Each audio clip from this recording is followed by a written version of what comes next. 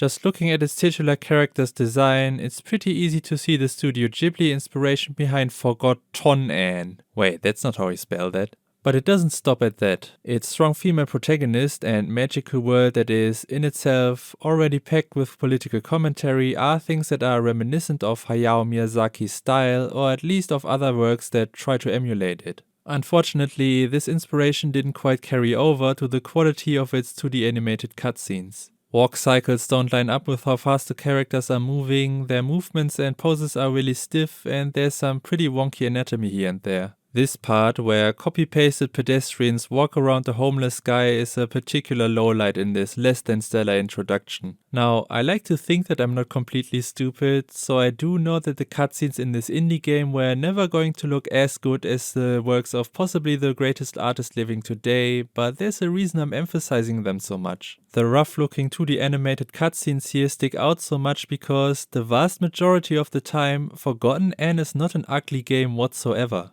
The lighting conveys atmosphere really well, the different layers of the nicely detailed environments do a good job at giving this mostly 2D game some depth, and in-game, Anne is pretty well animated, with the often zoomed out camera being able to mask potential imperfections. At its very best, Forgotten Anne truly can look like the playable version of a high production value anime movie, which is impressive in its own right. On the other hand, there are some aspects where this ambition misses its mark a bit. Showing credits while a character does something mundane is something that works well in those kinds of anime movies, but doesn't quite account for my control here. The camera zooming out to show the title loses its wow effect a bit when I then turn around and go back. Okay, maybe you could blame me for screwing around here a bit, but there also is a part in the music that seems like it was supposed to line up with the title blending in, and I legitimately wanted to go back and check something, so that didn't quite work for me either.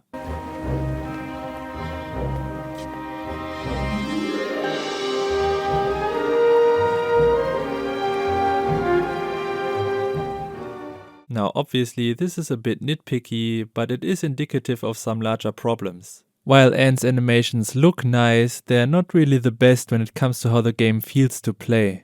They seem to have just that little bit too much startup, so that they look like they have the right amount of weight, but can also at some points make Anne feel borderline unresponsive to control. Now yes, cinematic platformers like this may often have slower, weightier movement, but I booted up some Oddworld to compare, and not only does that game not feel as unresponsive, it also feels like there's a greater purpose behind the more methodical movement. The total lack of fail states means that the movement in Forgotten never needs to be all that methodical. There's no real tension about missing a jump, it's just kinda annoying when it does happen. Again, the movement in this game not feeling all that great wouldn't stick out too much if the game was just kinda bad in general, but it's not. Overall, Forgotten does deliver a rather engaging gameplay experience with a good mix of exploration, puzzling, and dialogue choices that influence the story a bit. These can get pretty intense in later parts of the game, where Anne has to talk herself out of certain situations, but the earlier instances fell pretty flat for me.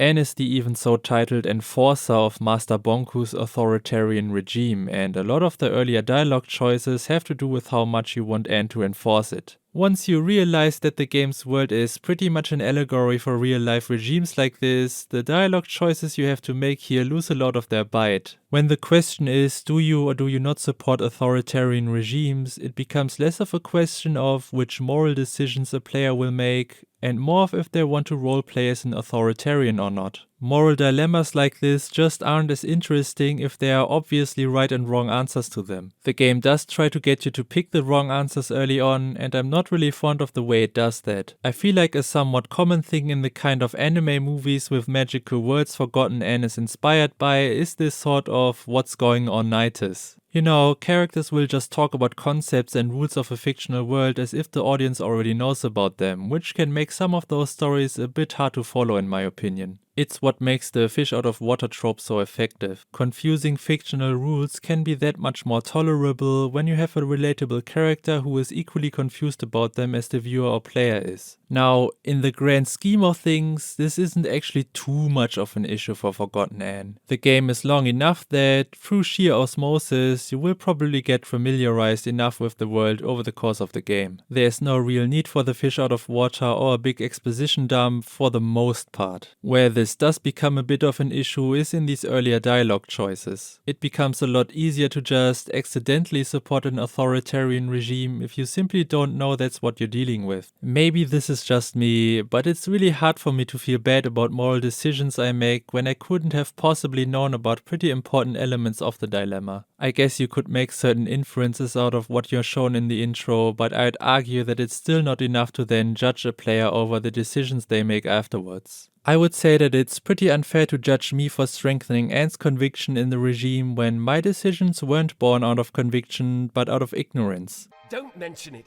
We all do better when we know better. I am similarly apathetic about being judged based on decisions that I was forced to make. I'm sorry, but if I'm forced to distill a Forgotling in order to progress, I'm not gonna lose any sleep over that, especially when I can revive them right afterwards. I get that there are ways to prevent those scenarios, but when it doesn't logically follow that making certain choices will lead to me being forced to do certain other things, we're entering the problem of decision making out of ignorance again. Maybe I'm missing some greater point here. I mean, to be fair, the game does kinda acknowledge my concerns at some points. I just wish that they could have been handled a bit more elegantly. What was handled pretty elegantly overall is the writing, which was surprising to me. I thought that the premise of this world, where you interact with quirky objects given personality and British accents while also providing political commentary, would be indicative of a style that I wouldn't be all that fond of, but I'm glad that's not the case. Overall, the game balances out funny, quirky characters, genuine heartfelt moments, and dark subject matters pretty well. The inhabitants of this magical world ended up being a lot more endearing than I first expected. One of the cartoonier characters even got a legitimate laugh out of me, which I didn't think would happen when I first met him. It's a secret. Why? It's tower ground business. But I'm validated and security cleared. Exactly. I knew you'd understand. Of course I do. One character that didn't quite work so well for me is Master Bonku, who is unfortunately also one of the most important characters of this story. When Anne is also convinced that the authoritarian regime is pretty bad, she is still personally very attached to Bonku and has great concern for his well-being. The problem is just that the game doesn't really do enough to establish Bonku as much more than an evil dictator. I can appreciate that Anne is so attached to him, but it's hard for me to empathize with that when the most I've seen him is just him telling me to go somewhere and do something. I feel like Bonku just needed a bit more screen time to make what the game was going for with him effective. What ends up happening is just this very, very bad man getting way more sympathy than it seems he deserves, and it just doesn't work for me.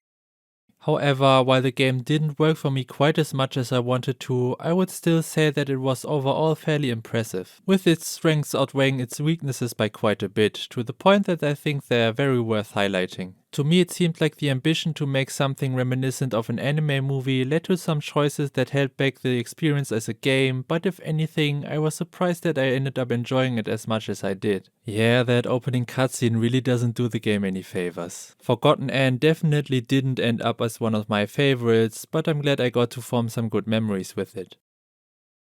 Hey, wait a minute. Yeah, out of sheer coincidence, I just happen to only cover games that have memory and forgetting as major themes so far. Maybe we can do something different next time.